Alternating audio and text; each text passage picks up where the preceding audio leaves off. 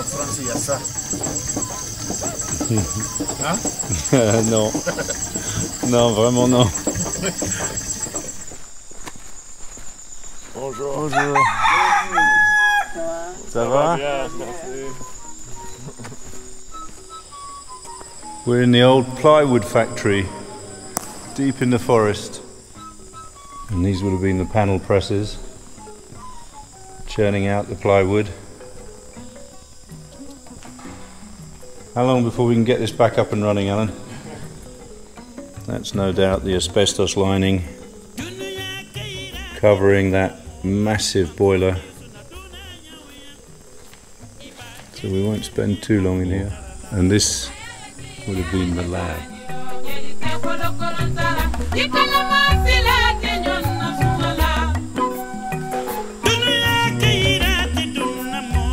African wasps waiting to jump out and sting me.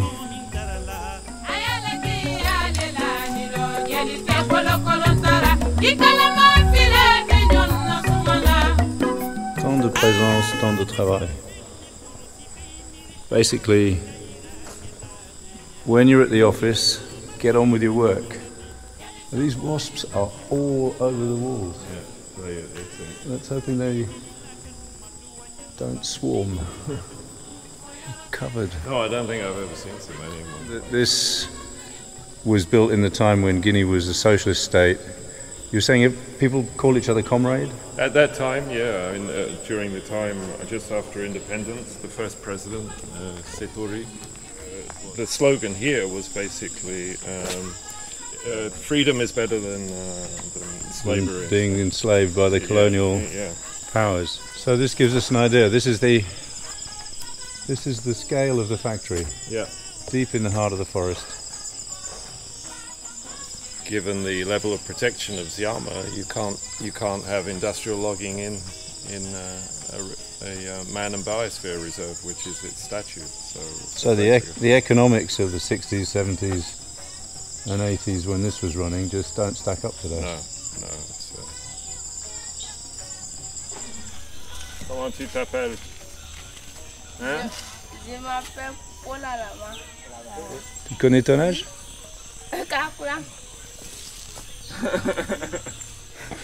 Bon. Au revoir.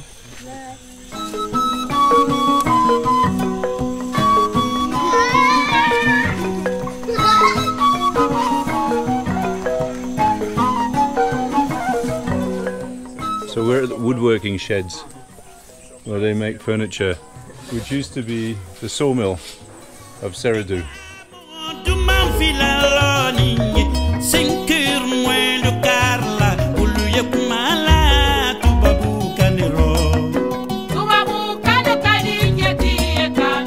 Bonjour mon cher. Comment allez-vous? Ouais, Ça va? ça c'est l'article ça. Mais c'est ici que vous faites les portails?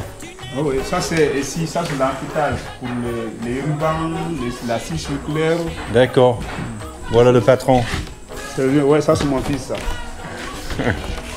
Encore? Tu nous suis? Ça va, toi? So you were saying that back there at the metal workshop, one of the things you've been trying to encourage is the idea of these rocket stoves. And they're basically an improved stove, just made out of scrap metal that is much more efficient than the stoves they use. And you actually only use sort of little twigs and things to create the heat. So you use a lot less fuel. So you much less fuel. If there's that level of efficiency, then people are not going into the forest and cutting down trees, and it's reducing deforestation. I thought that the project of saving elephants was about going out and catching poachers, which it is, Yep. but it's also about reducing the need for the materials that they're extracting from the forest. Absolutely, because in fact, while poaching is a major problem, by far the biggest problem is encroachment on the habitat. So Ça va les grands?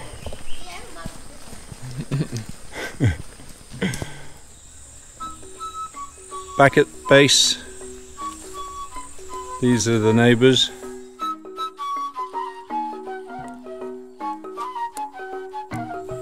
I'll explain a bit about life in the forest. These were houses built by the German operators of the plywood factory that we've just visited. And welcome to our humble abode, complete with snakeskin on our tree. That is probably a 2 metre long green mamba that rubbed itself against the roots of this tree to shed its skin. Look how beautiful that is.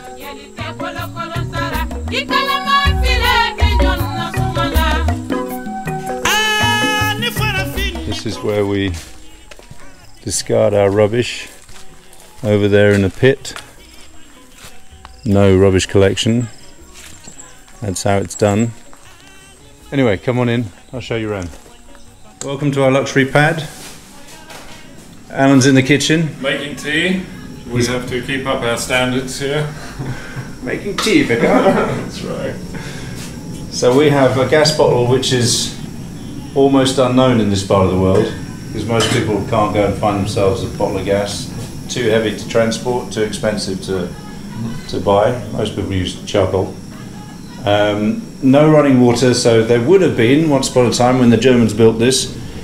The taps are there. I'm still stupid enough to try one from time to time, but it's not connected to mains. That's our water supply right there in the bucket, so we use that for washing.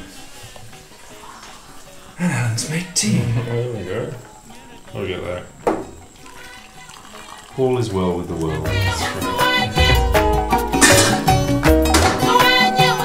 And those are our jerry cans that we fill water up with from the village pump. No mains electricity, so these ventilators that did run once on a massive generator no longer run.